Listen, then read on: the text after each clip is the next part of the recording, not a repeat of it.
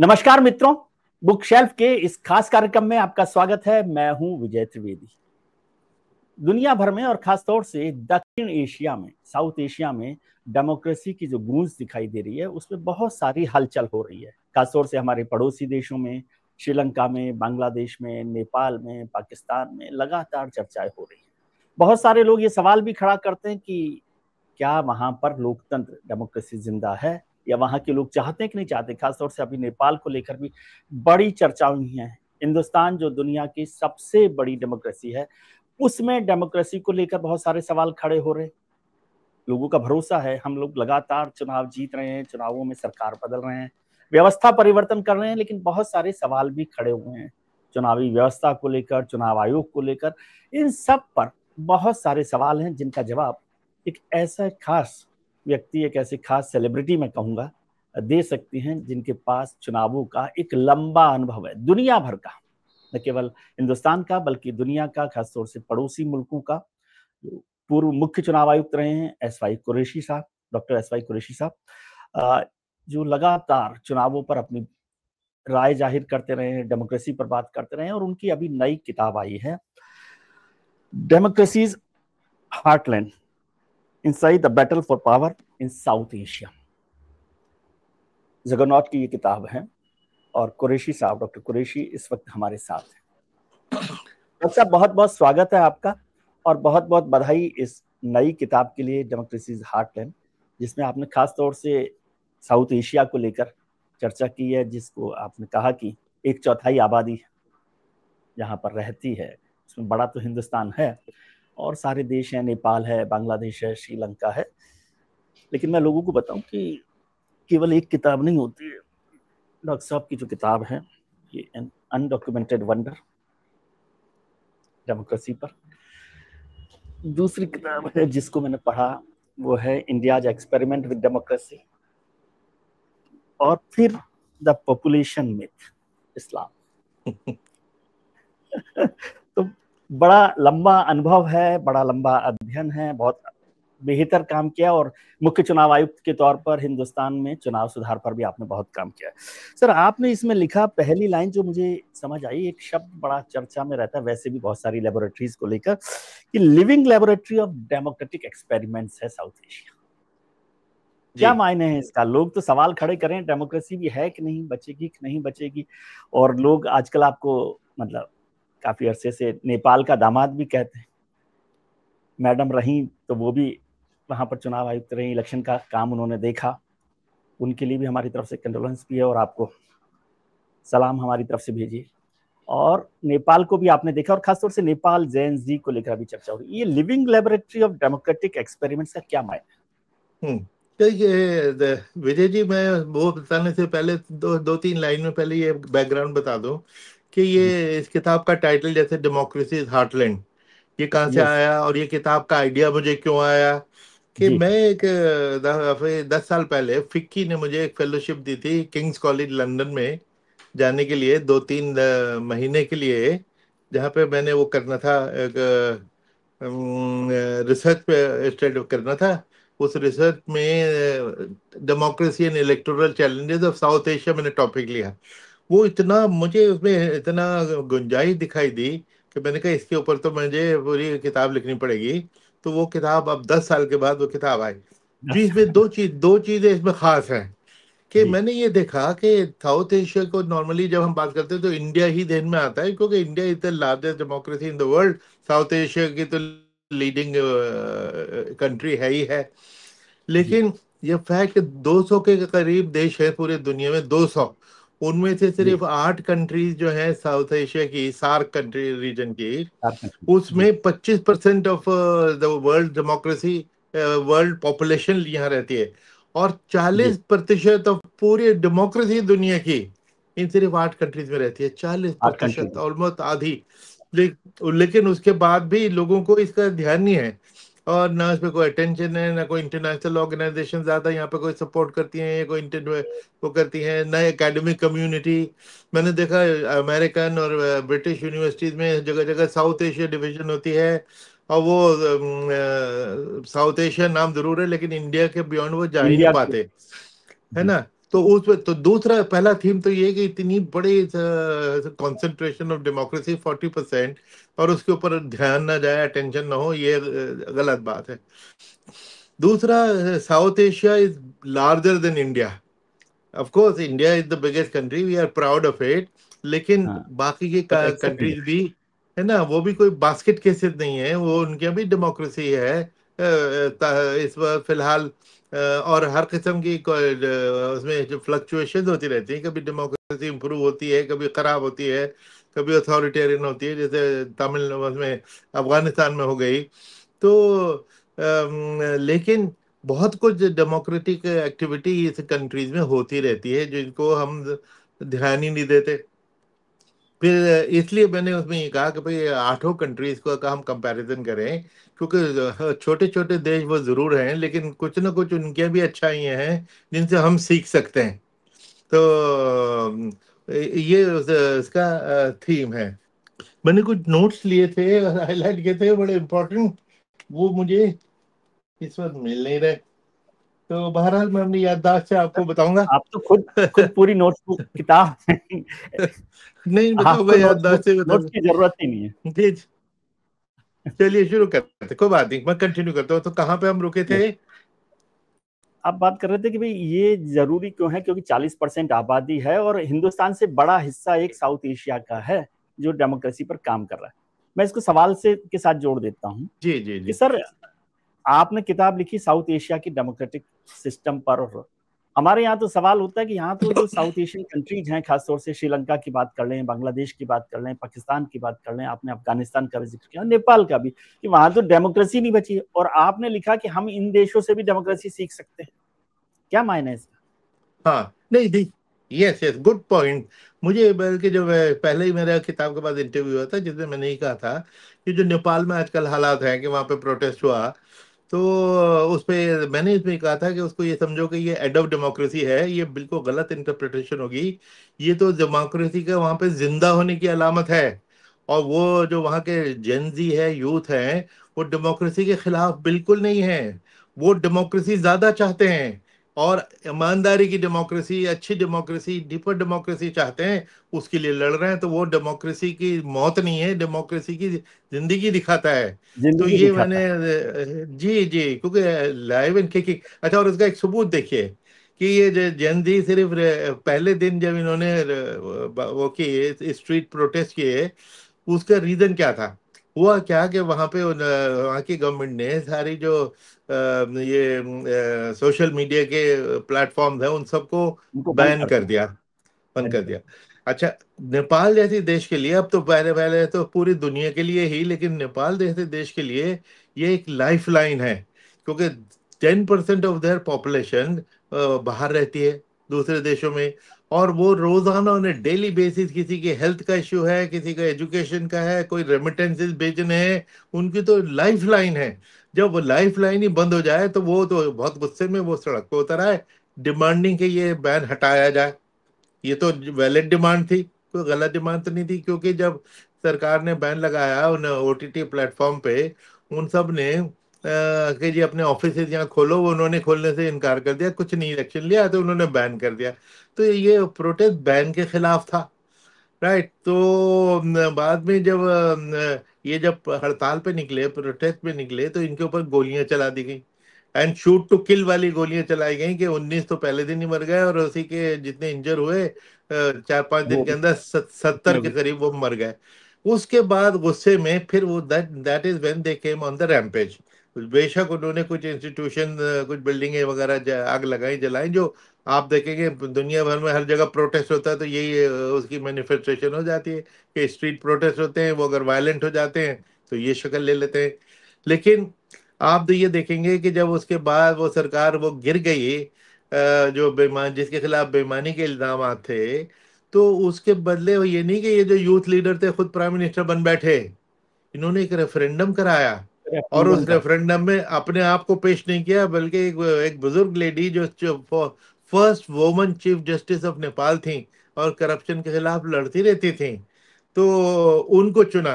वरना ग्रैब कर लेते पावर, पावर तो उन्होंने ग्रैब नहीं की। उसी तरह उनकी आर्मी को भी हम क्रेडिट देंगे कि उनके लिए भी मौका था कि कू कर लो, क्योंकि प्राइम मिनिस्टर छोड़ के भाग गए, बाकी सारे इंस्टीट्यूशन कोलैप्स होने लगे, तो चलो हम भी ग्रैब कर रहे हैं। उन्होंने भी नहीं किया, यूथ ने भी नहीं किया, और बल्कि रेस्टोरेशन ऑफ डेमोक्रेसी के लिए उन्होंने पहला कदम उठाया कि एक इंटरिम प्राइम मिनिस्टर जो former chief justice of Nepal हैं उनको चुना। ये तो सब डेमोक्रेसी का जिंदा होने की अलामत है, न कि मरने की अलामत है।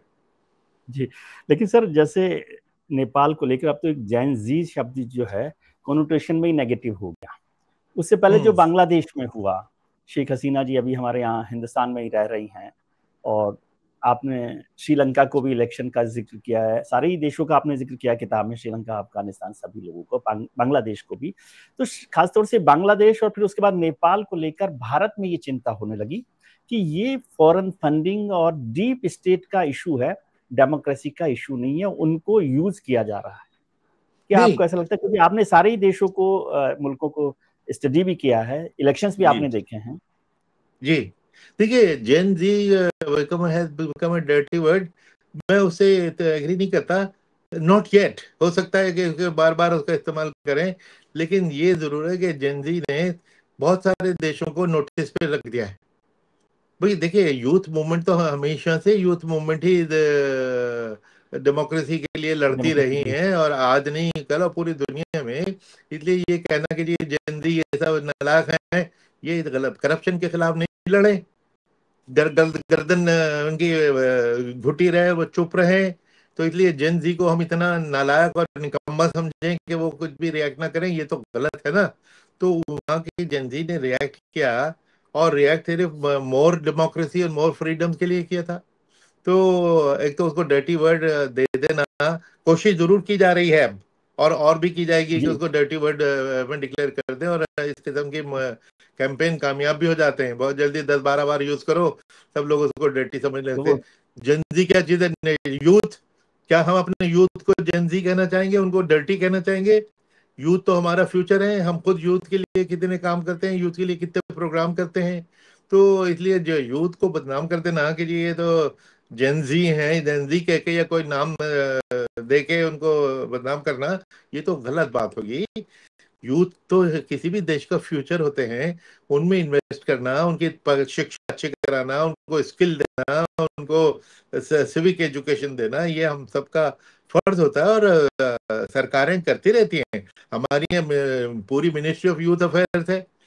पहले मैं सेक्रेटरी यूथ अफेयर्स रह चुका हूँ, और यूथ में इतना पोटेंशियल है काम का, इतना पोटेंशियल। बाद में sports department of sports and department of youth affairs को अलग कर दिया गया ताकि यूथ पर पूरा फोकस हो सके।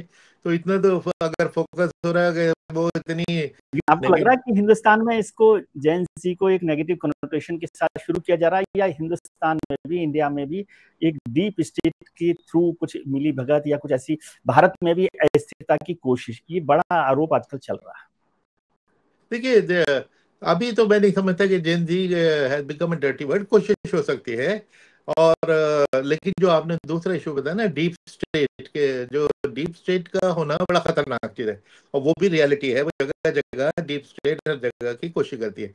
अब जैसे मैं बांग्लादेश की मैं बात करूंगा कि बांग्लादेश में मैं जब इलेक्शन हुए थे पिछले 2 साल पहले, तो उससे हाँ, वो लास्ट जो इलेक्शन हुआ है उसके से 1 महीने पहले मैं बांग्लादेश में था, ढाका में गया था।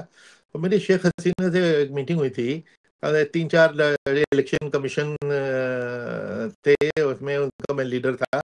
मालदीव के थे, नेपाल के थे, श्रीलंका के थे। तो उसमें मैं लीडर ऑफ डेलीगेशन, हमने 1 घंटे की मीटिंग की। तो उसमें उन्होंने बताया कि साहब मेरे खिलाफ कंस्पिरेसी डीप स्टेट की और फॉरेन हैंड की हो रही है, कि वो मेरे पीछे लगे हुए हैं कि मुझे हटाने के चक्कर में। और वो ये कहते रहते हैं कि साहब आप अपना अपोजिशन के साथ अपनी दोस्ती बनाइए, उनके साथ रिलेशन इंप्रूव कीजिए। तो उन्होंने बड़ा एक ह्यूमरस जवाब दिया, जो मैं सुन के बड़ा, जो उन्होंने ये कहा कि जिस दिन मैं बाइडेन और ट्रम्प को हाथ में लाता देखूंगी, उस दिन मैं खालिदा जिया को गले लगा लूंगी। तो खुद तो आपस में लड़ते रहते हैं वो, और दूसरे से कहेंगे साहब आप अपनी लड़ाइयाँ बंद कीजिए। तो ये उनकी जो डबल स्पीक थी ना, जो इसको उन्होंने पॉइंट आउट किया। और उन्होंने उस वक्त खुद ही कहा था कि मुझे डर ये है कि मुझे यूएस गवर्नमेंट मुझे निकालने के चक्कर में है। अब हाँ, ये कितनी जगह देखा गया है कि यूएस एड और यूएस एम्बेसी जहाँ जहाँ होती हैं, वो कितनी जगह रेजिम चेंजेस हो चुकी हैं। तो उस स्टेट में अगर ये फॉरेन हैंड का होना इधर इधर रियलिटी, फॉरेन हैंड का डेंजरस होना is a reality, and we have to be concern. And I am glad that in India we are very wise about it, and उसके ऊपर हम पूरी निगाह रखते हैं। और जो है जैसे एफसीआरए वगैरह की रेगुलेशन हो रही है, कितनी सख्त हो गई हैं, और कितनी ऑर्गेनाइजेशन पाई गई जो फॉरेन फंडिंग होती थी, किस पर्पज से होती थी, उसकी पूरी इन्वेस्टिगेशन हुई और हो रही है। कुछ लोगों को बुरा भी लगा, लेकिन फैक्ट ये है कि भाई ये अगर फॉरेन मनी के जरिए किसी किस्म के खुराफात प्लान की जा रही है, उसको रोकना तो स्टेट का फर्ज बनता है। तो आपको हिंदुस्तान में भी ये खतरा दिखाई दे रहा है डीप स्टेट का? और जैसे आपने नहीं जी, शेख हसीना जी का जिक्र किया, तो आजकल तो भारत में भी सरकार और जो लीडर ऑफ अपोजिशन है, उनके दिल भले ही ना मिले, आजकल तो हाथ भी नहीं मिल रहा है। हाँ ये बिल्कुल आपने ठीक कहा, हाथ भी नहीं मिलता है। वो तो स्पोर्ट्स के एरिना में इसको पॉलिटिक्स को लेकर आना तो खैर बदकिस्मती की बात है। अगर ऐसे ही था तो खेलना ही नहीं चाहिए था। खेलना जरूर है क्योंकि पैसा बहुत है। ये क्या, ये भी तो कुछ इससे अच्छा मैसेज नहीं निकल के आता ना, कि खेलेंगे तो जरूर। भाई क्यों खेल रहा हो, बंद कर दो। तो और उसके बाद ये मिला ना कि बल्कि ये तो मुहावरा है कि भाई कोई चीज अगर आदमी गलत करता है तो कहते हैं this is not cricket. Cricket तो यस, है ही एक सिविलिटी का एक प्रतीक, कि वो यस। उसमें कि जी आप हाथ भी नहीं मिलाएंगे, निकलेंगे और उसके ऊपर पॉलिटिकल स्टेटमेंट देंगे। ये बहुत अफसोसनाक बात है।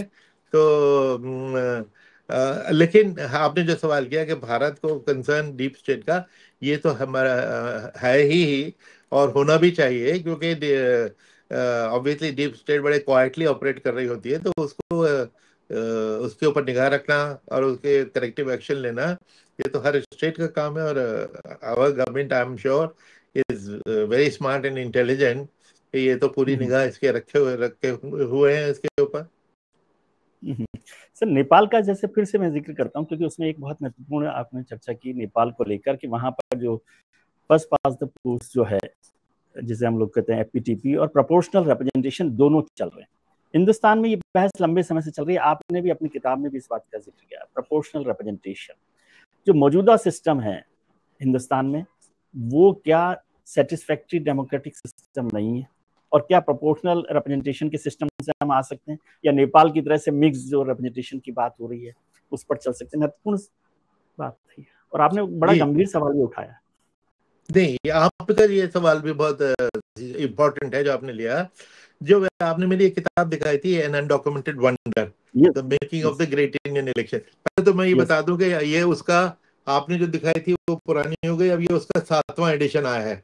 अब अच्छा, मेरे पास उस समय से खरीदी थी, मैंने उस समय पढ़ी थी जब अब आई। आप इसको फिर खरीदिए, क्योंकि इसमें जो इसकी खूबी है कि इसमें 2014, 19 और 24 के इलेक्शन और ऑल इन बिटवीन जो पिछले 10 साल में जो कुछ हो ना, वो इसमें वो सारी है। इंफॉर्मेशन ऐड की गई है। तो इसमें मैंने वैसे भी पहले, देखनी पड़ेगी कि जब श्रीलंकन प्रीमियर यदि आपकी किताब का जिक्र करे। करेक्ट, तो वो भी बताऊंगा कि उन्होंने क्या किया था।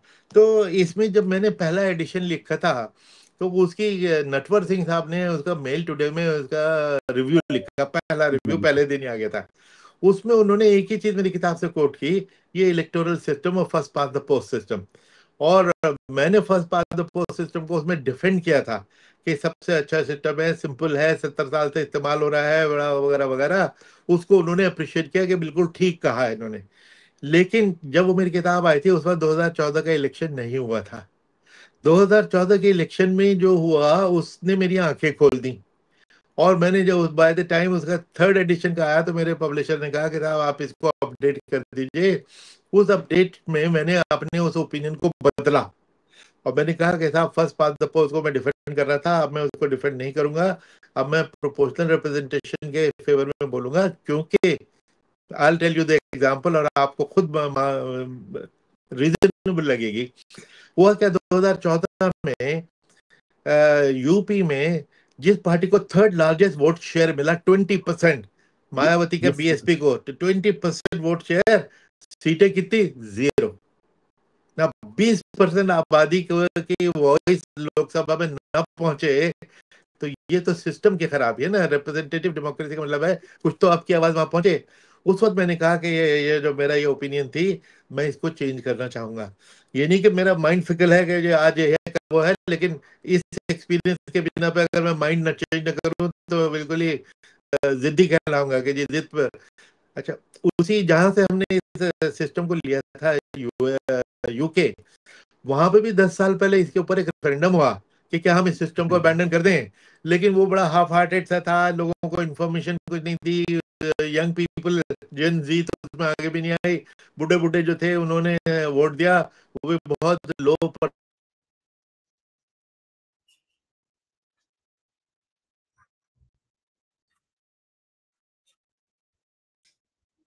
करने की जरूरत है। अब क्या हम डिमांड कर रहे हैं, क्या सजेशन है कि फर्स्ट पास द पोस्ट के साथ साथ आधा voting first pass the post से करा लीजिए, और दूसरी आधी आपकी होनी चाहिए प्रोपोर्शनल रिप्रेजेंटेशन थे। और प्रोपोर्शनल का मतलब ये नहीं कि कोई किसी रिलीजियस बेसिस पे या कास्ट बेसिस पे, बल्कि जितने वोट जिस पार्टी को मिलते हैं, जैसे मैंने बताया किसी ओके। पार्टी को 20% वोट मिले, तो 20% सीटें नहीं तो कम से कम 10% सीटें, 5% सीटें कुछ तो दे दो, ताकि उस पार्टी की, उस लोगों की कुछ जो आवाज लोकसभा तक पहुंचे। तो इसलिए ये मिक्स सिस्टम जो जर्मन मॉडल है, बड़ा मशहूर है, लोग उसका करते हैं, लेकिन थोड़ा वो कॉम्प्लिकेटेड है। उसको थोड़ा सिंप्लीफाई किया था श्रीलंका ने, और उसके बाद उसको सिंप्लीफाई किया और इस्तेमाल किया पाकिस्तान ने, और फिर उसको किया नेपाल ने। तो नेपाल का सिस्टम मैं समझता हूँ लेटेस्ट जो है वो बड़ा अच्छा है। उनके इलेक्शन इसके मुताबिक हुए थे और बहुत अच्छे हुए थे। 2 इलेक्शन उनके यहाँ ऐसे हुए 2017 और 19 में, कि वो इस सिस्टम को अब हमें इसके को स्टडी करना चाहिए और गौर करना चाहिए कि क्या हम इस पे इसकी तरफ जा सकते हैं। एक चीज क्या और, आपने नेपाल का जिक्र किया, फर्स्ट पास द पोस्ट में बताया कि वो हमसे सुपीरियर।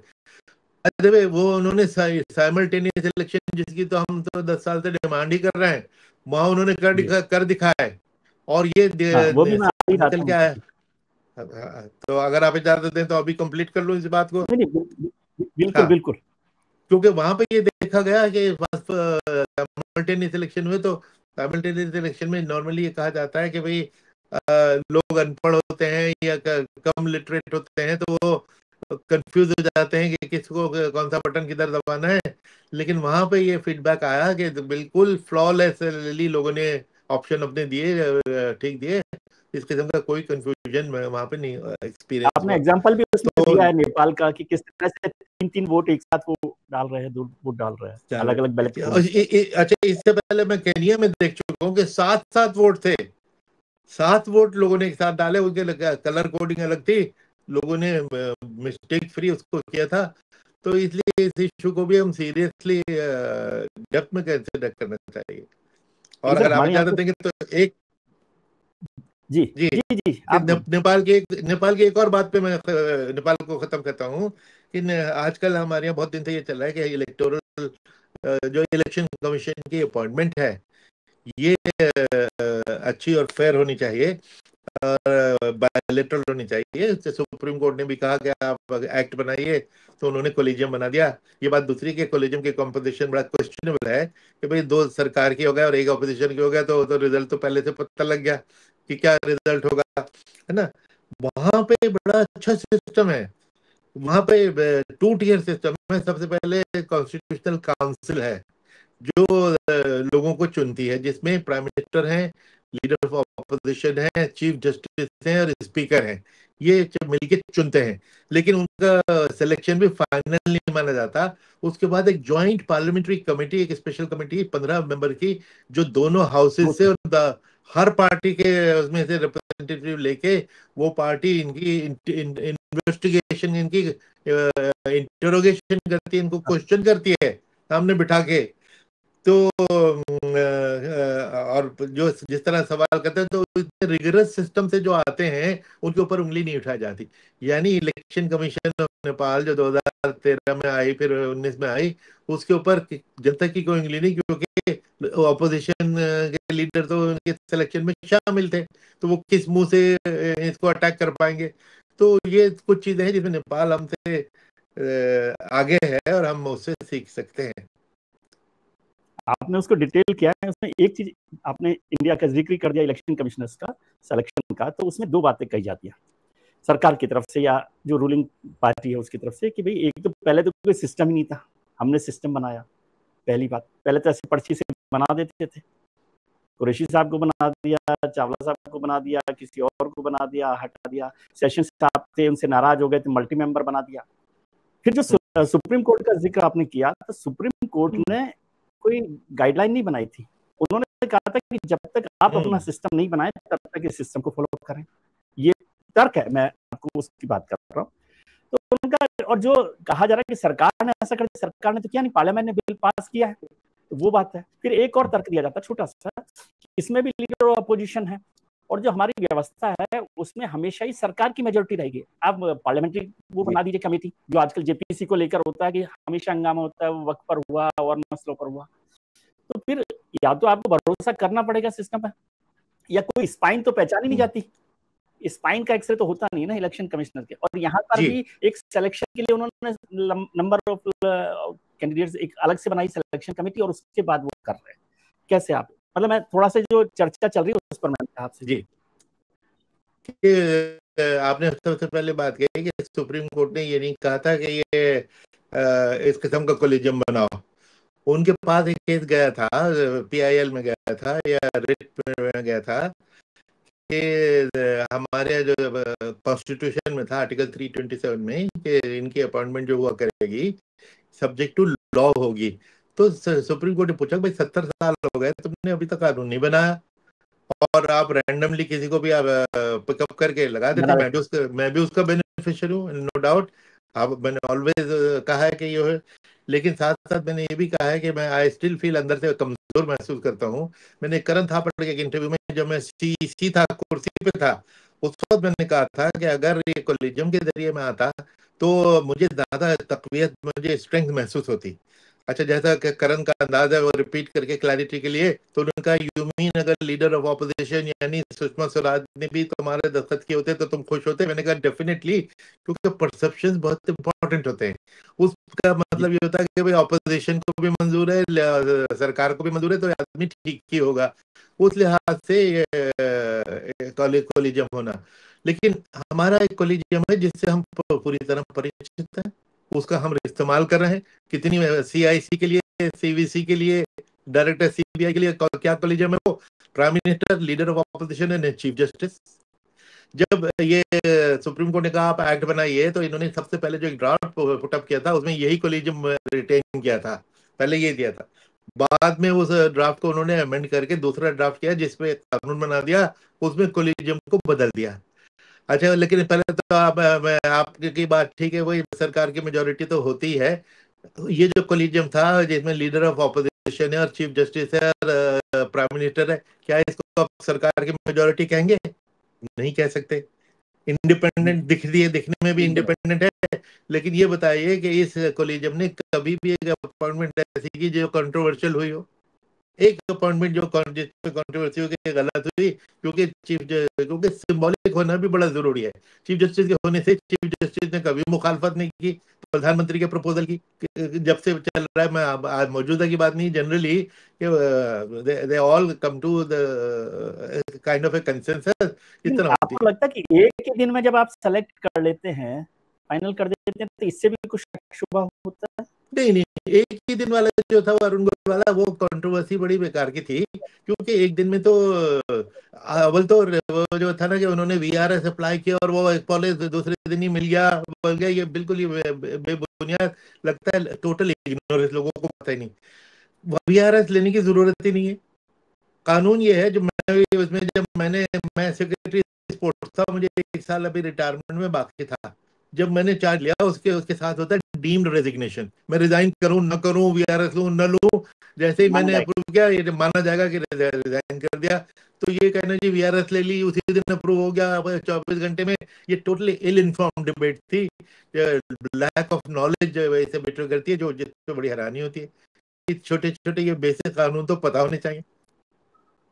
सर, एक बहुत बारीक सी चीज की आपने कैसे की मुझे नहीं समझ आई, लेकिन आपने जब नेपाल का जिक्र हुआ और इलाजी का जिक्र हो रहा था, जो सिलेक्शन प्रोसेस की आपने बात की जिसने उनका सिलेक्शन हुआ, तो आपने लिखा कि वहां पर विरोध हो रहा था, या मैडम ने इस बात की चर्चा की कि भाई मेरी चर्चा होगी, मैं कैसे करूंगी, और वहां इंडियन जो लोग हैं उसका विरोध होता है, मुस्लिम का विरोध नहीं होता।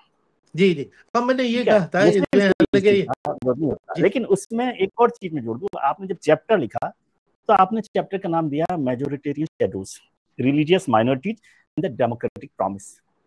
यहां तक भी ठीक था। जब आखिरी लाइन आप लिखते बुल्ले शाह को याद करते हुए कि मजहब न पूछ मुल्ला की और दिल विजदा रवसदा, तो ये भी रेफरेंस है हिंदुस्तान में? नहीं नहीं, ये देखिए जो मैंने जो बोला था, लिखा था, और दो चीजें आपने मिक्सअप कर दी जो किताब में लिखा था, क्योंकि किताब के बाद लिखने के बाद मेरे वाइफ की डेथ हुई। इला शर्मा उनका नाम था, इलेक्शन कमिश्नर थी नेपाल की, और वो ये उनके चांसेस मैंने देख कर के, हालांकि पर्सनल चीजें के इस किस्म के पब्लिक डिबेट,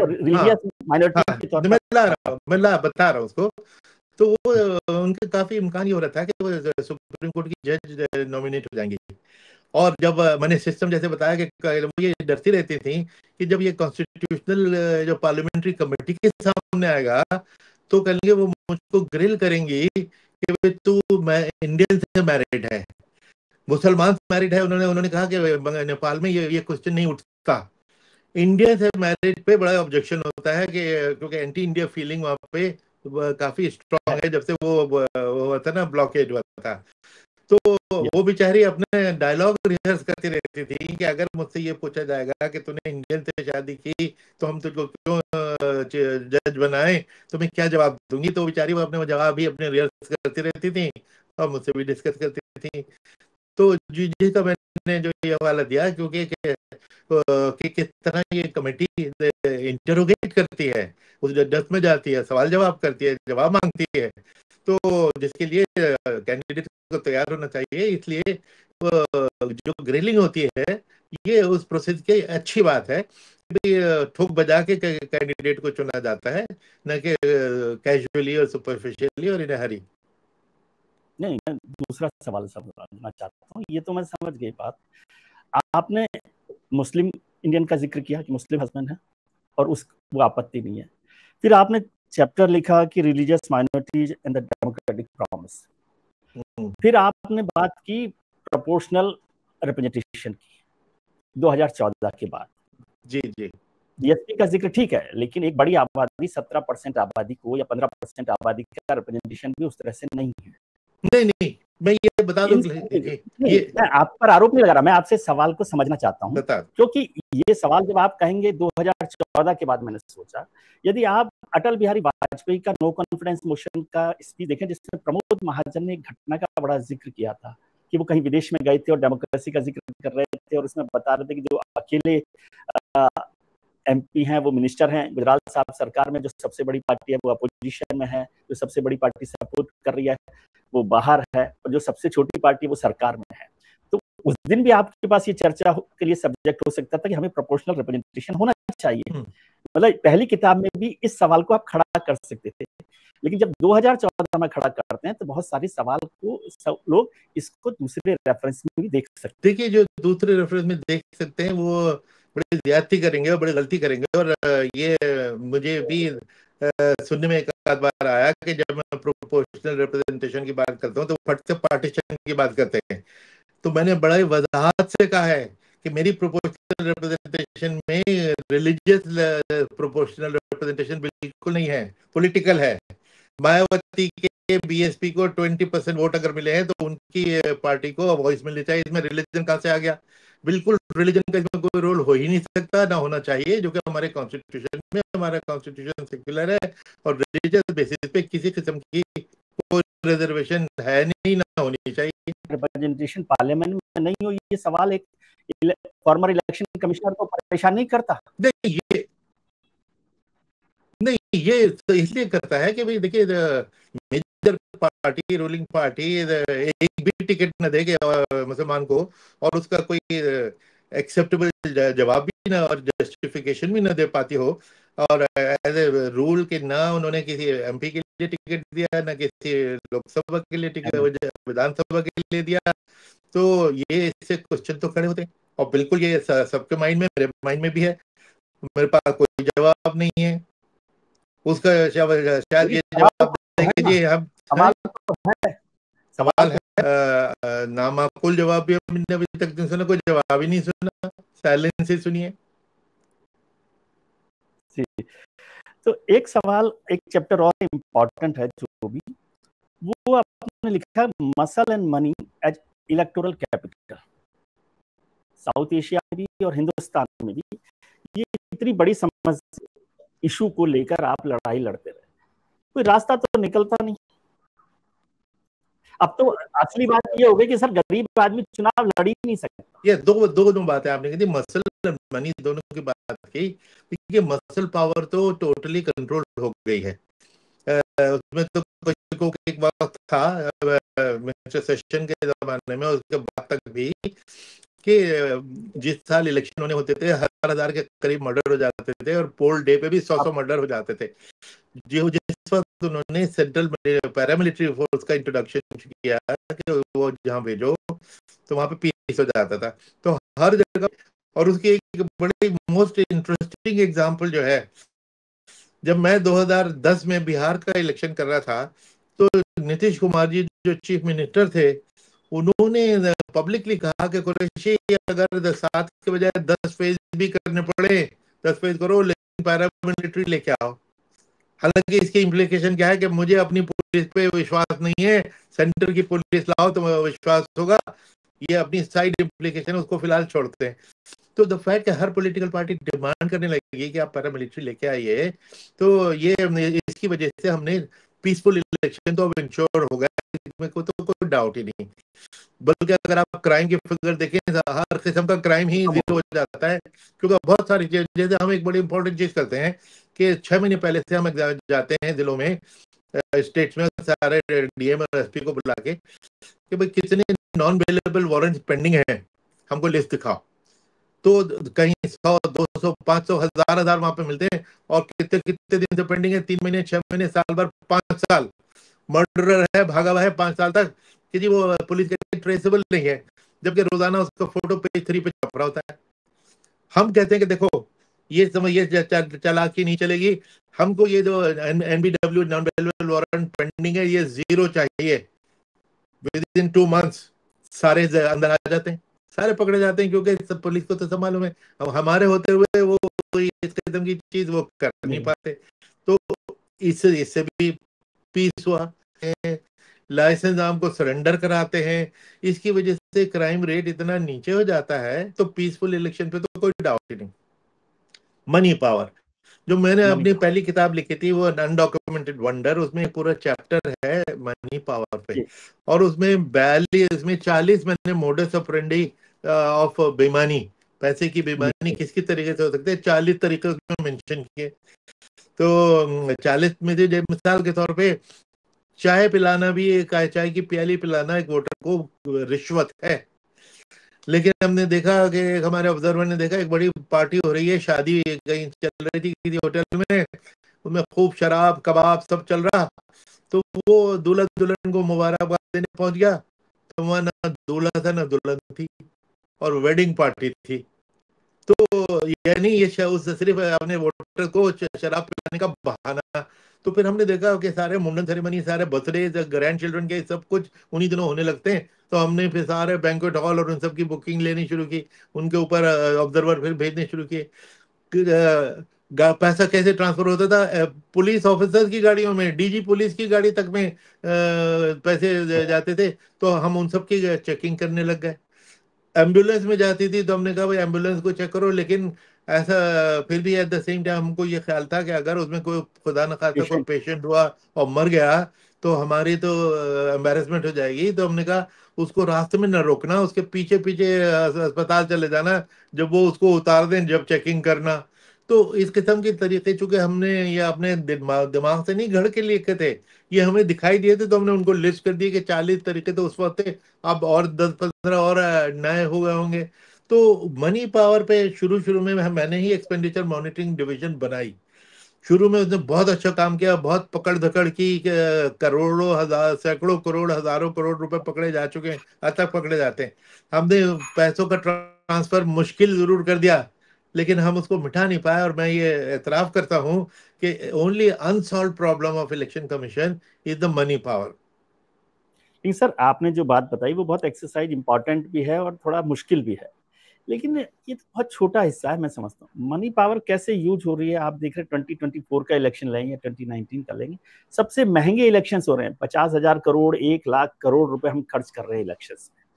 इलेक्टोरल बॉन्ड की जो सारी स्कीम जब सामने आ गई तो 10,000 करोड़, 20,000 करोड़ रुपए उसके थ्रू बड़ी बड़े, ये बड़े जो चोर हैं, सॉरी चोर नहीं कहना चाहिए, बड़े जो लोग पैसा दे रहे हैं और फिर उनका तो कोई हिसाब नहीं है। और आप शादी की पार्टी को कंट्रोल करके समझ रहे हैं कि मनी कंट्रोल हो गया। गलत कह रहा हूँ, जी, माफ एक कीजिए। तो बिल्कुल आप ठीक कह रहे हैं। बिल्कुल, एक तो पहले मैं शादी की पार्टी को जरा और एक्सप्लेन कर दूं कि ऐसा नहीं है कि हमने बोगस शादियां खत्म कर दी। अब बोगस शादी अभी भी होती है, लेकिन अब किराए का दूल्हा दुल्हन वहां पे खड़े हुए भी मिल जाएंगे आपको, जो पहले नहीं थे। ठीक है, वो ठीक है। और प्रिंटेड इनविटेशन कार्ड होगा, सबूत होंगे कि जी जेन्युइन शादी है, हालांकि है बोगस। तो लेकिन आप ये बात ठीक कह रहे हैं कि जी देखिए बिग प्लेयर जो इसमें है, उनका रोल कॉरपोरेट का, क्योंकि क्रोनी कैपिटलिज्म जो है बड़ा एक जी, वो है हाउस होल्ड इंपॉर्टेंट बात। वर्ड है ना, वो रोजाना की लैंग्वेज में हम लोग इस्तेमाल करने लगे हैं। कि ये लोग अगर देखिए, जैसे कोई को फ्री लंच तो होता नहीं। मैं आप मुझे किसी फ्री लंच पे बुलाएंगे, उसके बदले आपको कुछ ना कुछ चाहिए होगा, चाहे वो ये इंटरव्यू ही चाहिए होगा कि जो मुझे इंटरव्यू दे दो। तो कुछ ना ठीक है। कुछ उसकी उसकी प्राइस होती है। तो जी, ये लोग जो हजारों करोड़ देते हैं, ये फ्री वो में कोई तो तो नहीं प्राइस है देते। उसकी। इनको क्विड प्रो को, इनको लाइसेंस चाहिए, कोई इनको कॉन्ट्रैक्ट चाहिए, कोई इनको बैंक लोन चाहिए जिसको लेके भाग जाएंगे लंदन में जाके सारे जमा हो जाते हैं। ये सारी चीजें होती हैं। तो मैं इसके खिलाफ जो आवाज उठाता हूँ कि मनी पावर को कंट्रोल करने का देखिए एक ही तरीका है। आपने बिल्कुल ठीक कहा कि इलेक्शन इतना एक्सपेंसिव हो गया कि जो सीएमएस गरीब की आदमी। लास्ट स्टडी थी 2019 की, उसमें कि 1 लाख करोड़ खर्चा हुआ। मैं कहता हूं कि प्रधानमंत्री जी ने भी इस पे एक अपना कंसर्न एक्सप्रेस किया था कि भाई साइमल्टेनियस इलेक्शन करना चाहिए, क्योंकि बार बार इलेक्शन में खर्चा बहुत हो जाता है। तो खर्चा अगर कम करना मकसद है तो उसका दूसरा तरीका मैंने सजेस्ट किया था कि आप देखिए कैंडिडेट के एक्सपेंडिचर के ऊपर एक लिमिट है। जैसे आजकल लोकसभा के लिए 95 लाख या कितने हैं, 97 लाख कितनी है। कहने लगता हूँ। तो लेकिन आप तो एज कैंडिडेट 97 लाख 95 लाख खर्च कर सकते हैं, लेकिन आपकी पार्टी आपके ऊपर 20 करोड़ खर्च कर देगी। तो उस सीलिंग के तो कोई लिमिट को मकसद नहीं रह गया ना। मैं ही कहता हूँ कि पॉलिटिकल पार्टी के ऊपर भी सीलिंग होनी चाहिए, जैसे कि यूके में है जहां से हमने सिस्टम बोरो किया था, और बहुत सारी कंट्रीज में कि सीलिंग जो है वो सीलिंग दोनों पे होनी चाहिए। वरना एक तरफ तो आप सीलिंग लगा रहे हैं, पीछे दूसरे से पंप किए जा रहे हैं पैसा। तो आप देखेंगे 1 लाख करोड़ से घट के 10,000 करोड़ पे आ जाएगा। कीजिए, ये तो इस रिफॉर्म को करने के लिए तो सिर्फ एक दस्तखत ही चाहिए सरकार के, जी, कोई बड़ी बात भी नहीं है ये। बड़ी इसके ऊपर विचार तक नहीं हो। फिर मैंने एक और चीज प्रपोज की थी। लोग कहते हैं कि भाई ये स्टेट फंडिंग ऑफ इलेक्शंस इसका जवाब है। काम। मैं स्टेट फंडिंग ऑफ इलेक्शन को तो सपोर्ट नहीं करता। कि इलेक्शन फंडिंग को तो मॉनिटर करना एज इट इज बड़ा मुश्किल होता है, क्योंकि उसमें बहुत सारी चीजें ब्लैक में चल रही होती हैं, अंडर द टेबल चल रही होती हैं। कैसे करेंगे? एक बड़ा फूल प्रूफ और अच्छा सिस्टम है state funding of political parties, यानी based on the vote that you get. अब वोट एक ऐसी चीज है जो फर्ज नहीं हो सकती। बेईमानी का वोट पड़ जाए, लेकिन आप 50,000 वोट से जीते, आपको 2 लाख वोट मिले, वो उसमें एक की ये भी सब साफ है। फर्क नहीं हो सकता, वो बिल्कुल साफ है। मैं ये कहता हूँ कि हर वोट के ऊपर 100 रुपए हमसे ले लीजिए, हर वोट के ऊपर 100 रुपए पॉलिटिकल पार्टी को, लेकिन पहले वोट लेके दिखाइए। अगर हम पहले से पैसे देने लग जाएं तो सैकड़ों पार्टियां खड़ी हो जाएंगी, चलो सरकार सही। इलेक्शन लड़वा रही है, मुफ्त में हमें लड़ लेते हैं, चलो लड़ लेते हैं, क्या फर्क पड़ता है। पहले लड़के दिखाइए। अब आम आदमी पार्टी ने लड़के दिखाया ही था, कोई फंड नहीं थे, लेकिन बगैर पैसे के इन्होंने और क्राउड फंडिंग के जरिए इलेक्शन लड़के और कितनी अच्छी मेजोरिटी से आ गए। उस बेसिस पे उनको फंड मिलना जो शुरू होते तो बड़े अच्छे फंड मिलते इस स्कीम के तहत। ये 70% यूरोपियन देशों में ऑलरेडी होता है। हमारे यहाँ इस होता पे मैं 10 साल से कह रहा हूँ, 11 साल से कोई इस पे कोई डिबेट ही नहीं हुई, किसी ने को सुनने की कोशिश ही नहीं की। है। ये क्यों? क्योंकि अच्छा नहीं आइडिया चाहते है। लोग, इस पे सुधार ही कोई नहीं चाहता। आप ही इस इशू को जरा आगे लेके चले जाइए प्लीज। नहीं, ये बहुत अच्छा आइडिया है, लेकिन सर इसमें भी एक कंट्राडिक्शन जो मुझे दिखता है कि एक तो जैसे लिमिट बनाई आपने, कहा कि कैंडिडेट की तो लिमिट है, पार्टी की लिमिट नहीं है। आपका एक्सपीरियंस होगा कि कोई कैंडिडेट नहीं है जिसने 95 लाख या जो उस समय 50 लाख लिमिट होगी उससे ज्यादा का अकाउंट दिखाया हो। खर्चा तो बहुत हो रहा है।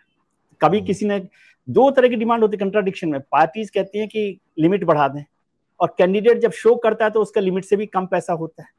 पहली बात, ये भी फैक्ट है। दूसरा, हमने इलेक्टोरल बॉन्ड सिस्टम को खत्म कर दिया। I am not supporting that idea, है ना।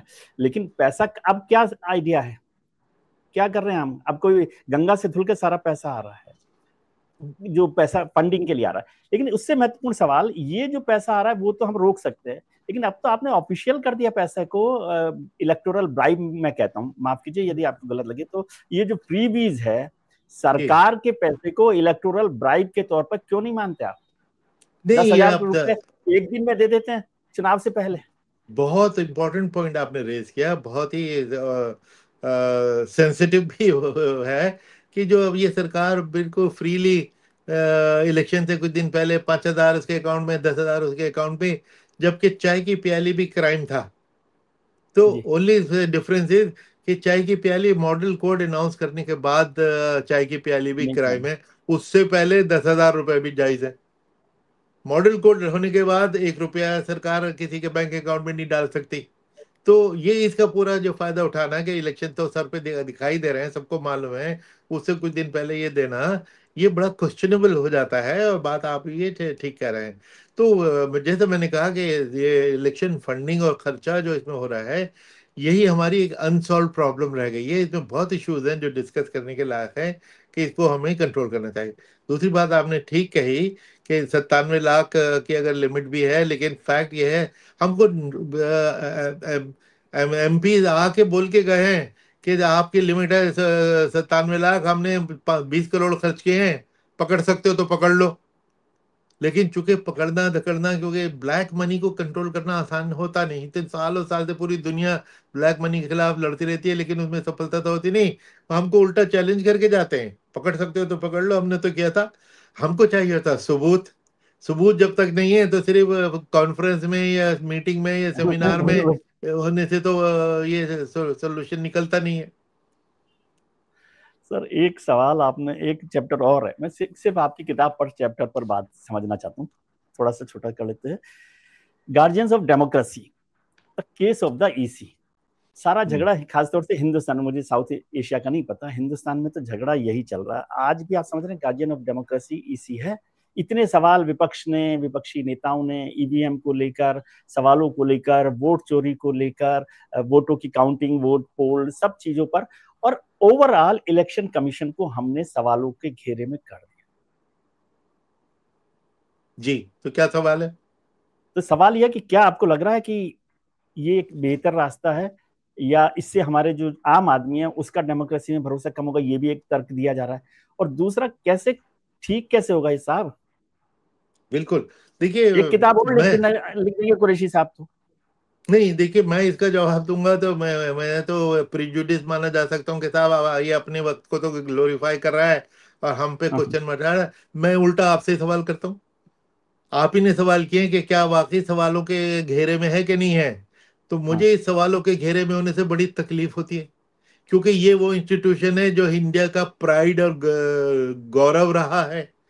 और पूरी दुनिया में हमारी डेमोक्रेसी का चर्चा, हिलरी क्लिंटन ने तो गोल्ड सही। स्टैंडर्ड हमारे इलेक्शन को बताया था, लेकिन यस। 10-15 साल पहले बताया था। क्या आज भी हमें कोई गोल्ड स्टैंडर्ड बताने वाला खड़ा होगा? बड़ी खुशी होगी। तो मुझे तो ये जो सवाल आपने बताया कि जिन सवालों में घिरे हुए हैं, ये सुन के बड़ी तकलीफ होती है, क्योंकि उस इंस्टीट्यूशन का मैं भी तो हिस्सा रहा हूँ। और नॉट ओनली जी, हिस्सा रहा हूँ, मुझे एज ए सिटीजन भी होती है, प्लस उस इंस्टीट्यूशन को बनाने में 2-4 ईंटें तो मैंने भी लगाई थी। जी। तो इसलिए वो इंस्टीट्यूशन अगर क्रम्बल करने लगे तो मुझे आपसे ज्यादा तकलीफ मुझे इसलिए होती है क्योंकि मेरे तो उसमें जान लड़ी हुई है, मैंने तो उसमें अपना और ब्लड हर स्वेट दिन एंड टीयर्स जब जिसको भी चुनाव आयोग की बात होगी तो कुरैशी साहब की बात आ ही जाएगी, मतलब उससे जुड़ा हुआ ही रहेगा, उनको अलग नहीं कर जुड़े सकते। होते मेरे। लेकिन तो ऐसी सर जी। इतने सारे सवाल है ना, मुझे बताइए हेट स्पीच को लेकर क्या बिहेवियर रहा इलेक्शन कमीशन का। मैं बहुत नहीं रूड तरीके से बात करता हूँ। इलेक्शन कमीशन को हेट स्पीच पर जो आपने मॉडल कोड ऑफ कंडक्ट में या जहां पर भी लिखा है, क्या ये तरीका ठीक लगता है कि विजय त्रिवेदी ने हेट स्पीच दी, ठीक है, और आप कुरैशी साहब की हिम्मत नहीं विजय त्रिवेदी को, तो विजय त्रिवेदी की पार्टी के जो अध्यक्ष हैं उनको नोटिस भेज दिया। तब ये देखिए, इससे क्या आपको साबित हो, मुझे कुछ कहने की जरूरत नहीं, ये चीज चूंकि आप ही खुद ने खुद नोटिस की, खुद देखी, वो जो आप कह रहे हैं बिल्कुल ठीक है कि यही पब्लिक परसेप्शन होता है। देखिए पब्लिक जन बेवकूफ तो है नहीं, अंधी भी नहीं है, उनको सब दिखाई दे रहा है। अच्छा काम करेंगे वो दिखाई देगा, बुरा काम करेंगे दिखाई देगा। कि भाई छोटे छोटे लोगों को तो बड़ी बड़ी क्या छोटी छोटी चीज पे सजा देते हैं, बड़े लोगों को सजा देते उनकी हैं। जी कोई क्वेश्चन भी नहीं होता। जी तो इसके ऊपर जो अशोक लवासा पूरा इंसिडेंट हुआ, अब बहुत जो जी। बड़ा एक डार्क चैप्टर है हिंदुस्तान अच्छा। के इलेक्शन हिस्ट्री का, कि एक इलेक्शन कमिश्नर जो कल को चीफ इलेक्शन कमिश्नर बनता, उसने सिर्फ यही सवाल तो किया था। उसने कहा था भाई नोटिस तो दे दो, सिर्फ नोटिस देने से कोई फर्क कन्विक्शन नहीं तो नहीं पड़ा। हो जाती। लेकिन इलेक्शन कमीशन की हिम्मत न होना, ये इससे इलेक्शन कमीशन की कोई ग्लोरी तो में इजाफा तो नहीं हुआ, इलेक्शन कमीशन की इज्जत उससे बढ़ी तो नहीं। द फैक्ट के 10 साल बाद, 8 5 7 साल बाद आप सवाल कर रहे हैं ये, तो इसका मतलब है कि लोगों के माइंड में क्वेश्चन तो रह गया ना। तो हालांकि अगर उन्होंने नोटिस दे भी दिया होता तो उससे तो भी रिजल्ट पे कोई फर्क ना पड़ता। लेकिन एक जो ये चीजें, कुछ चीजें बड़ी संस्थान की सिंबॉलिक, सिंबॉलिक है मैसेज के लिए। बहुत आपको सिंबॉलिक है। लगता और है ये कि इलेक्शन कमीशन में हिम्मत नहीं है आजकल? अब मैं एक्चुअली इलेक्शन कमीशन में कमेंट करने से गुरेज करता हूँ कि लोग ये कहेंगे कि साहब ये आपने वक्त की बात करता रहता है। फैक्ट ये कि मैं क्या करता रहता हूँ, आप मेरे वक्त की बात करते रहते हैं, जी कुछ हम लोगों ने अच्छा ही किया होगा। जी। तो सर अब मैं बल्कि दो सवाल और और मिसाल करते हैं। नहीं नहीं, मैं मिसाल के तौर पे आपको दे दूं, बड़ी इंपॉर्टेंट चीज है। मुझे भी उस वक्त की सरकार ने अपॉइंट किया था, जैसे कि मैंने करण थापड़ का इंटरव्यू का जिक्र किया था। लेकिन मुझे अंदर से कमजोरी महसूस होती थी कि भाई ये लोग ये ना कहें कि मैं सरकार को फेवर कर रहा मैंने हूँ, इस पार्टी अपॉइंट को, किया कांग्रेस और पार्टी को, है ना।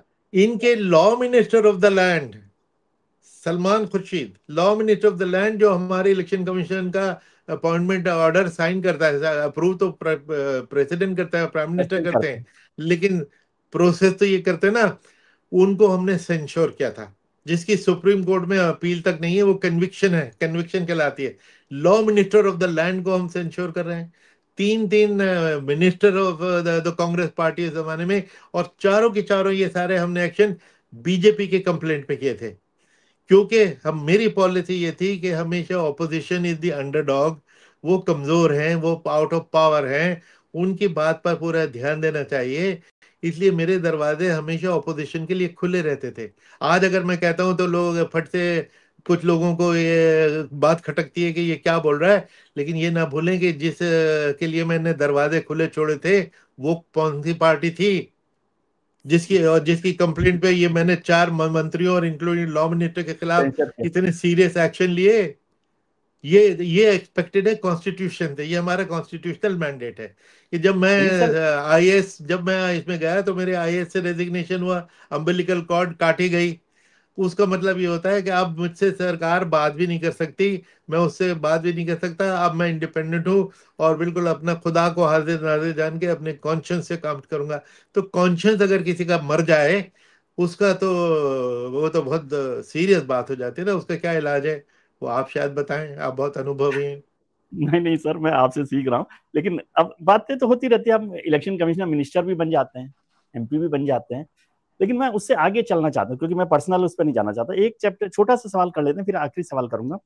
जो एक चैप्टर आपने लिखा behind close door, internal democracy of political party, ये सवाल भी बहुत महत्वपूर्ण है ना।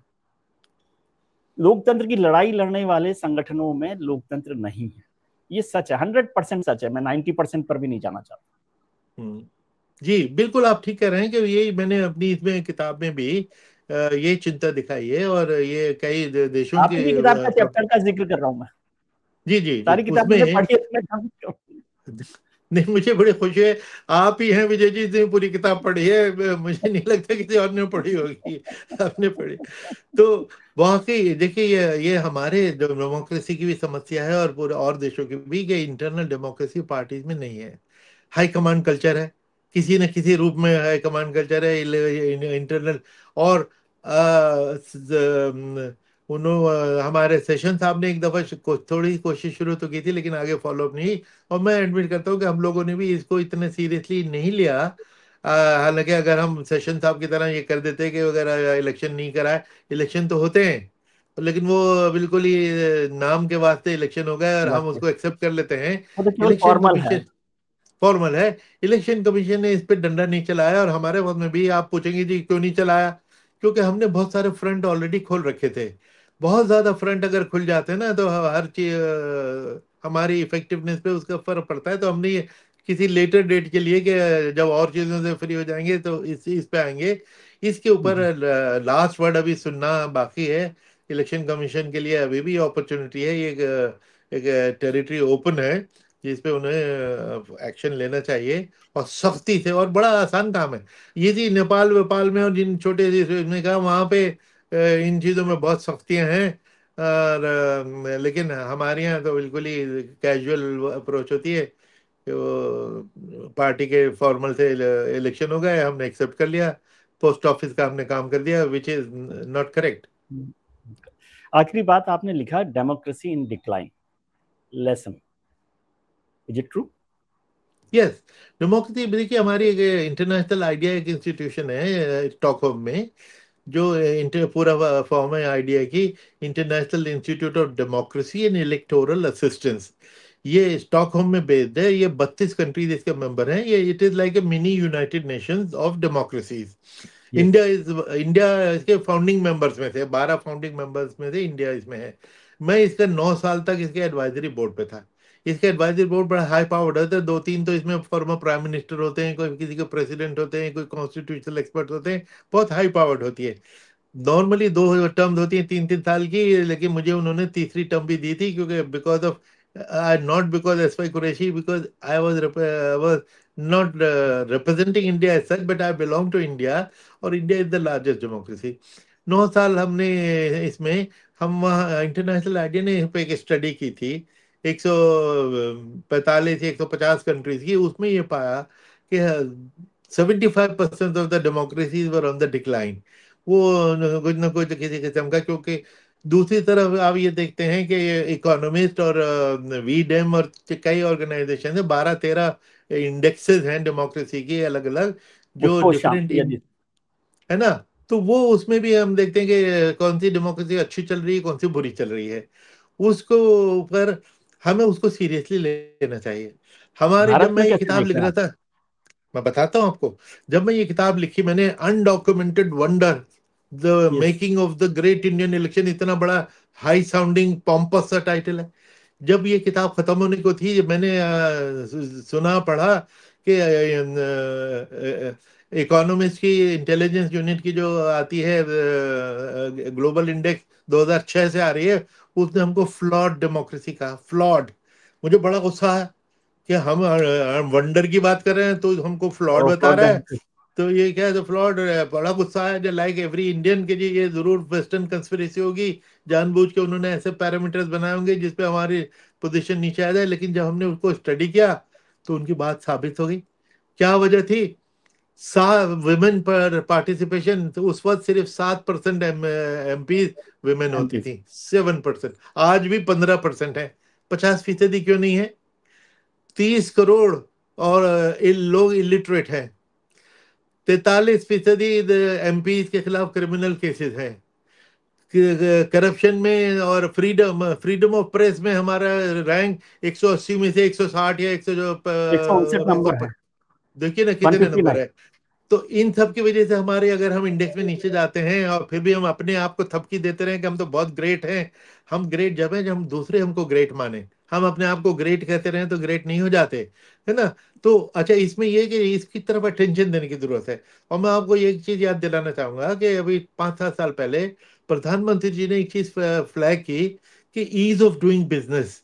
यानी उसमें इंडिया का रैंक बड़ा लो था कि हिंदुस्तान में बिजनेस करना बड़ा कठिन है, लाइसेंस राज है, ये कितने सारे 100-150 परमिशन लेनी होती है। तो उन्होंने कहा हमें इसको सुधारना है, और उन्होंने सारे सरकार को ऑर्डर दे दिया कि लगा दो पूरी ताकत इसमें। 1 साल के अंदर अंदर 40 रैंक हमने ऊपर इम्प्रूव कर लिया। यानी अटेंशन, अगर मैं कहता हूँ कि साल 2 साल इस डेमोक्रेसी इसी इंडेक्स पर पे काम भी लगा सर दें। इसी पे लगा दें कि भाई इलिटरेसी को हमने हटाना है। 50, अब मैं समझता हूँ 2029 में जब ये एक्ट पास हुआ, ये बहुत अच्छी चीज हुई है डेवलपमेंट के। जो 30 साल से पेंडिंग था एक्ट वुमेन्स रिजर्वेशन का, जब ये इम्प्लीमेंट हो जाएगा, कम से कम 33% वुमेन उसमें आ जाएंगी, और उसके बाद हमारी इंडेक्स जरूर इम्प्रूव होगी। और हमें क्या क्या करना है इसको सुधारने के लिए, एक इसके ऊपर विचार तो करें।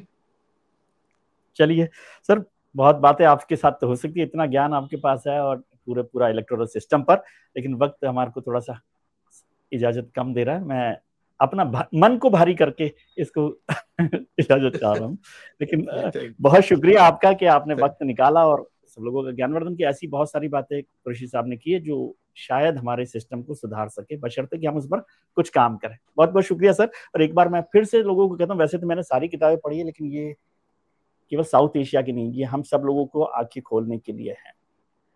बहुत बहुत धन्यवाद सर और शुक्रिया। Thank you Vijay, thank you. Thank you Vijay, thank you thank so you. Much.